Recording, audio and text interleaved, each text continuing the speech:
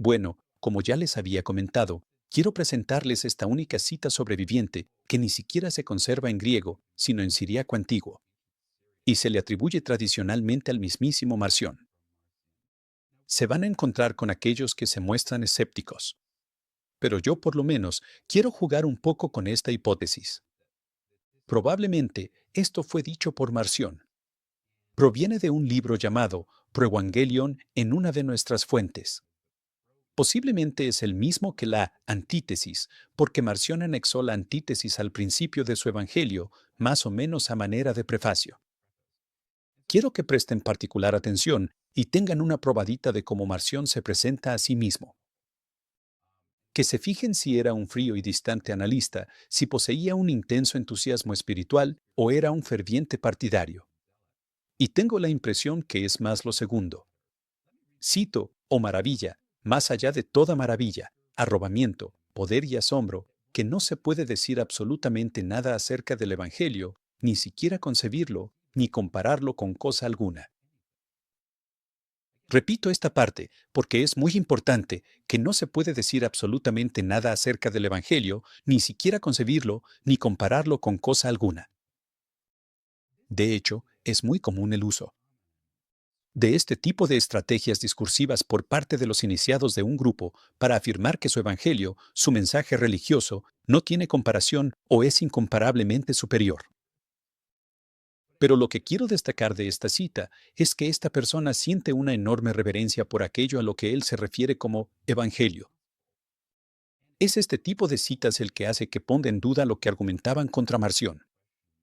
¿Esto suena a un hombre que escribió su propio evangelio? En lo personal, yo respondo a esta pregunta con un no. Se van a topar con estudiosos como Mark Stenson, que dicen que Marción escribió o dio forma al primer evangelio. Tengo la impresión de que, cuando Marción se aproxima al evangelio, se aproxima a él casi como si estuviera entrando al Santo de los Santos, sobrecogido y maravillado. Y llega a su interior como si estuviera a punto de descubrir y tocar la mismísima arca de la alianza. Marción también me da la impresión que no se presentaba como un apóstol. Él creía que Pablo era el único apóstol y creía que Jesús presentó un mensaje completamente nuevo y que solo Pablo fue quien comprendió este mensaje en su totalidad. Para Marción, la única línea de transmisión del Evangelio es a través de Pablo. Y cuando Marción se presenta a sí mismo, le gusta hacerlo no como alguien divinamente inspirado o con un rol apostólico, sino como una especie de ferviente partidario de esta única línea del Evangelio, es decir, de un Evangelio paulino. En parte, es por esta razón que estoy en desacuerdo con otros cuando afirman que él lo compuso. No creo que Marción se sintiera con tal grado de autoridad como para escribir el Evangelio. Por favor, siéntanse en libertad de estar en desacuerdo conmigo. Pero así siento que se presenta a sí mismo y como los demás lo representan. De haber sabido sus muchos enemigos y críticos que había escrito su Evangelio, sus ataques habrían sido aún más encarnizados. Incluso, hasta podrían haberlo acusado de ser todo un fraude.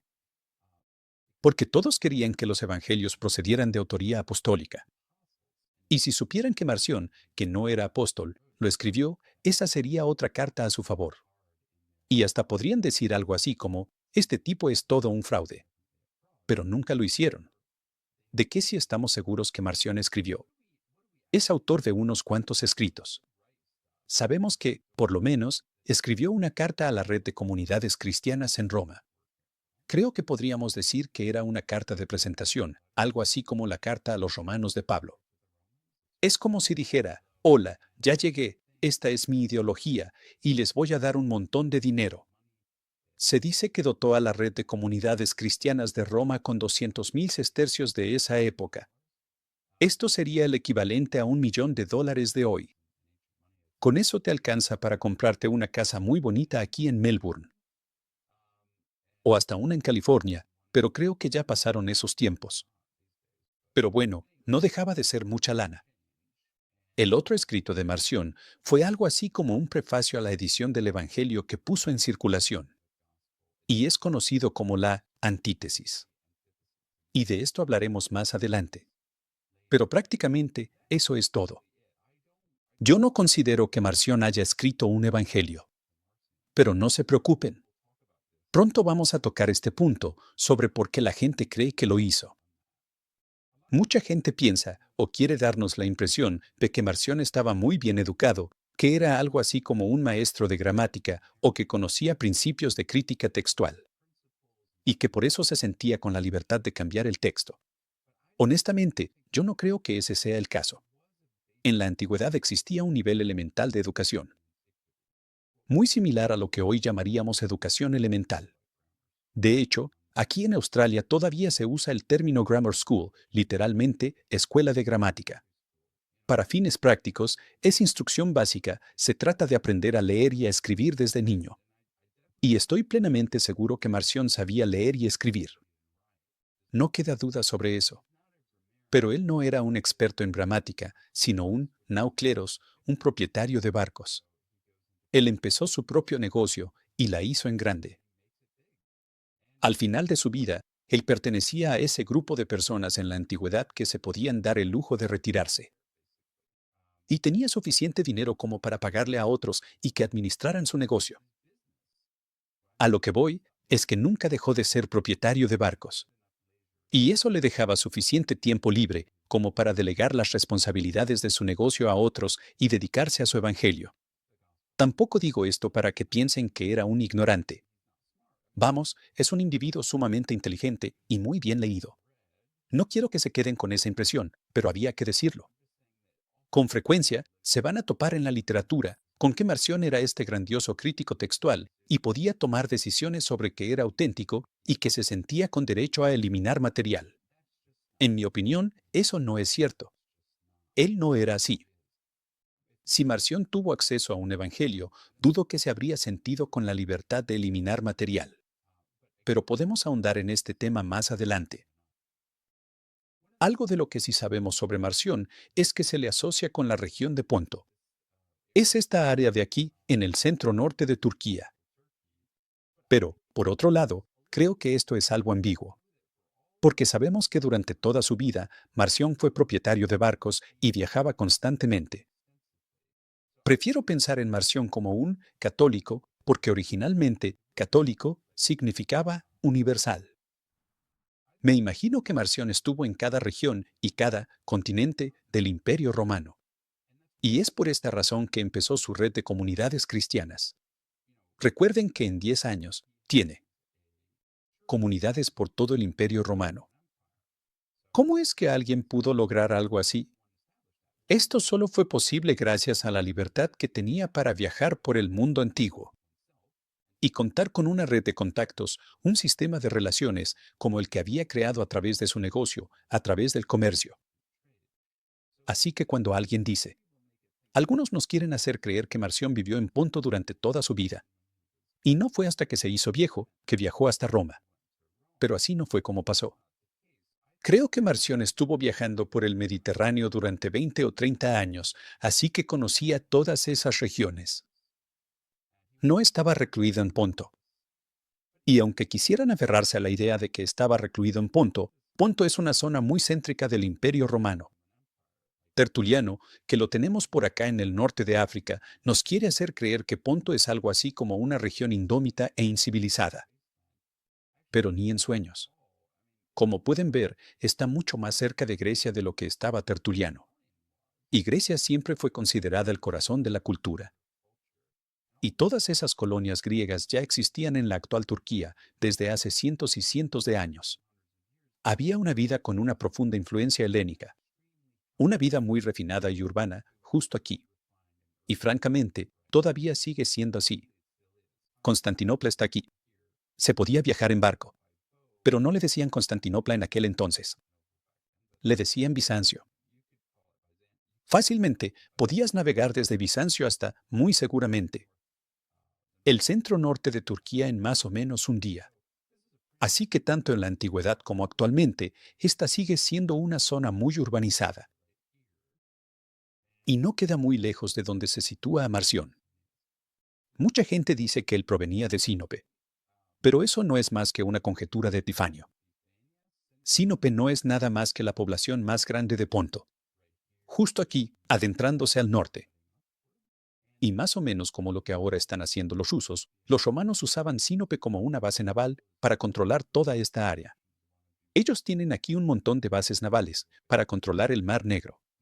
Creen que les pertenece. Y en la antigüedad también los romanos lo consideraban de su propiedad. Y para poder controlar toda esta zona, lo tenían que hacer desde Sinope. ¿Cómo podríamos saber si Marción provenía de Sinope, habiendo tantas poblaciones y ciudades portuarias? Así que hay que andarse con cuidado con los comentarios tajantes, sobre todo cuando provienen de los heresiólogos posteriores. Otra cosa que aparece frecuentemente en la literatura, que no sé por qué me molesta tanto, es que Marción fue excomulgado. Me parece que una razón por la que me molesta es que no es cierto. Y la razón por la que esto no es cierto es porque, de hecho, todavía no existía ningún mecanismo institucional para excomulgar a alguien. Seguro que a muchos se les viene a la mente la imagen de la Inquisición española. Esta es la típica imagen que muchos tienen de la Inquisición, Galileo enfrentándose al aparato institucional del papado. Y algunos piensan que eso mismo le ocurrió a Marción, pero así no fueron las cosas. En la época de Marción no existía una iglesia católica romana oficial, no había autoridad doctrinal, ni siquiera había edificios de iglesias. Tenían una estructura de red muy primitiva, pero era más como un club con un tesorero y un presidente. ¿Tenía entonces una comunidad doméstica concreta en Roma el poder para excluir a alguien? Sí, pero no tiene nada que ver con el concepto posterior de excomunión. Pero sí parece ser que, tanto Marción como su supuesto maestro, Cerdón, actuaban con autonomía, tal como hacía el resto de los grupos cristianos. Y, en caso de haber tenido cualquier tipo de conflicto con líderes cristianos rivales, no se parecía a lo que pasó con Martín Lutero, cuando lo llamaron ante un concilio de la Iglesia y estaba de pie frente a todos ellos. Es como si Lutero pensara, que Dios me ayude. No puedo hacer más. Pero no es históricamente precisa. Obviamente, hay desacuerdos entre cristianos. Y sigue pasando. Por supuesto que ha habido, y sigue habiendo fricciones entre distintos grupos cristianos. Eso siempre ha existido. Pero de ahí a que una iglesia tuviera un mecanismo institucional para excluir formalmente a una persona y decirle, te vas a ir al infierno, eso no es lo que ocurrió en el caso de Marción. Tengan cuidado con esos comentarios. Existe una historia bastante curiosa sobre Marción, pero curiosa y algo enfermiza. Incluso si uno piensa que el relato no es real, saca a relucir un punto muy importante, y es que Marción nunca abandonó del todo la idea de reconciliarse con aquellos con quienes estaba en desacuerdo. Policarpo, un antiguo líder eclesial oriundo de Esmirna, es el protagonista de esta famosa historia. Es algo así como el antecesor de Ireneo, su mentor intelectual. Resulta que en determinado momento, Marción se le acerca en la calle. Y, según como Ireneo mismo nos cuenta la historia, Marción se acerca a Policarpo y le dice, ¿me reconoces? Y no lo decía en el sentido de, ¿te acuerdas de mí? Más bien, a lo que Marción se refería es a, tengo tu reconocimiento, en el sentido de ser validado como líder de la iglesia, como alguien que está haciendo la obra del Señor, por así decirlo. Me imagino esta escena de una forma un tanto sádica, muy Schadenfreude, regodeándose en la desgracia ajena. Y ya se imaginarán. Policarpo le responde, sí, ya sé quién eres. Eres el primogénito de Satanás. Y de aquí en adelante, las cosas van de mal en peor. Yo lo veo como el típico ejemplo de un conflicto en el cristianismo primitivo, donde satanizan a la gente para excluirla del grupo. Pero eso no significa que tengan la autoridad para decir, esta persona quedó excluida y no la vamos a dejar volver, como si eso sirviera de algo. Es un poco como con los mormones del siglo XIX. Hay muchos desacuerdos y divisiones internos en la iglesia, pero la iglesia en sí todavía no tiene la estructura de autoridad para decir, esto es irrevocable, y que todas aquellas personas fueran expulsadas. No. Solo se trata de movimientos rivales y distintas pretensiones sobre quién manda y quién tiene la razón. Y honestamente, parece ser que Marción no adopta una posición hostil. Por el contrario, parece ser muy conciliador, al menos en esta historia. Tenemos un testimonio de Justino, un contemporáneo de Marción. Y Justino es importante por esa precisa razón, porque tanto él como Marción comparten ese mismo espacio temporal. Y él nos está contando qué está pasando y lo que opina sobre Marción. Y dice, este hombre, Marción, muchos han creído como si solo él conociera la verdad. Y se ríen de nosotros. Este punto es muy interesante, precisamente porque invierte los papeles. Aquí tenemos a un líder del cristianismo primitivo que dice que no es que los primeros católicos fueron capaces de excluir a Marción mediante sus mecanismos institucionales. Por el contrario, los marcionitas están tan confiados que se dan el lujo de burlarse de todo el mundo. Es por esto que creo que este testimonio resulta tan interesante. Nos ayuda a entender lo que en verdad estaba pasando. Por otro lado, se van a encontrar con que los marcionitas actuales afirman que su iglesia era el movimiento más grande antes del concilio de Nicea. Tal vez eso no es cierto, pero sí tenían varios seguidores con una confianza desmedida. Eran una variante cristiana mayoritaria. Yo sugeriría que, probablemente, no es cierto que Marción andaba por ahí recopilando las cartas de Pablo, pero sí es cierto que fue el primero en reunirlas en lo que ahora conocemos como el Evangelio y las cartas de Pablo. Él inventó ese concepto. Todos los cristianos copiaron ese concepto que se convirtió en la estructura básica del Nuevo Testamento. Primero aparece la literatura evangélica y le siguen las cartas paulinas. Todo mundo, estuvieran de acuerdo o no con Marción, imitaron exactamente esa estructura del Nuevo Testamento. Ahora, me gustaría que abordáramos estas tres preguntas. Quiero saber qué opinan de cualquiera de ellas, o de cualquier otra pregunta que tengan sobre las lecturas, o algo que hayan visto o escuchado en Internet, o donde sea. Llegó la hora de que todos participen. Estas son las tres preguntas que preparé. 1. ¿Qué han escuchado de la vida de Marción que los dejó sorprendidos o confundidos?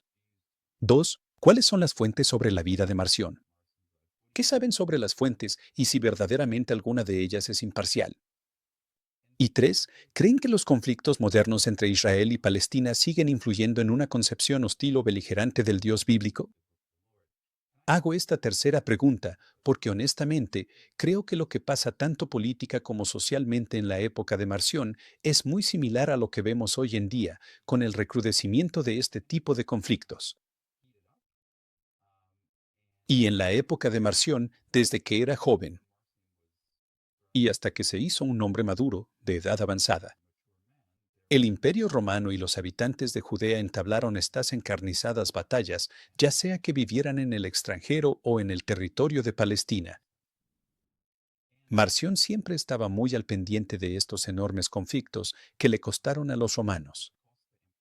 Tal vez el equivalente actual a millones o miles de millones de dólares y cientos, si no es que miles de vidas para sofocarnos. Solo por poner un ejemplo, imagínenselo de esta manera. Es como si Estados Unidos e Israel fueran enemigos y Estados Unidos entrara a Israel y le hiciera lo mismo que Israel le ha hecho a sus enemigos, y que arrasara con todo a su paso. Hasta donde sabemos, lo que pasó en el año 135 fue que los romanos usaron una política de tierra quemada y prácticamente destruyeron el territorio de Judea hasta reducirlo a un montón de cenizas. Porque, como sabrán, los habitantes de Judea que defendían el territorio se ocultaban bajo tierra y los tuvieron que sacar de esos túneles por la fuerza. Y si nos ponemos a leer las noticias el día de hoy, nos damos cuenta que en realidad las cosas no han cambiado. Claro, tal vez los bandos y los nombres cambiaron. Pero creo que lo más interesante sobre lo que hay que reflexionar, independientemente de quién tenga la razón y quién no, es cómo este conflicto influye teológicamente y empieza a sacudir la fe de la gente. Hola amigos, soy el Dr. David Litua y quiero agradecerles por ver este video y por compartirlo. Aprovecho para decirles que una excelente manera de contribuir a este canal y permitir que yo pueda seguir produciendo contenido de calidad en 2026 es apoyándome por Patreon. No dependemos de contenido automatizado por IA o para inflar el número de vistas. Dependemos de las suscripciones a este canal, la Academia Gnosis, así como de donaciones privadas, pero sobre todo de Patreon. Al unirse a Patreon, inmediatamente obtendrán el beneficio de poder leer alrededor de 900 publicaciones que he hecho en los últimos 3 años. También tendrán acceso a mis análisis más recientes, así como acceso anticipado a mis videos. Los diferentes niveles van ascendiendo, permitiéndoles hacerme preguntas, descargar en PDF 2 de mis libros completos, recibir servicios de revisión académica e incluso un nivel donde funjo como su tutor personal. Únanse a mi Patreon para apoyar educación en línea basada en evidencia. Los enlaces están en la descripción.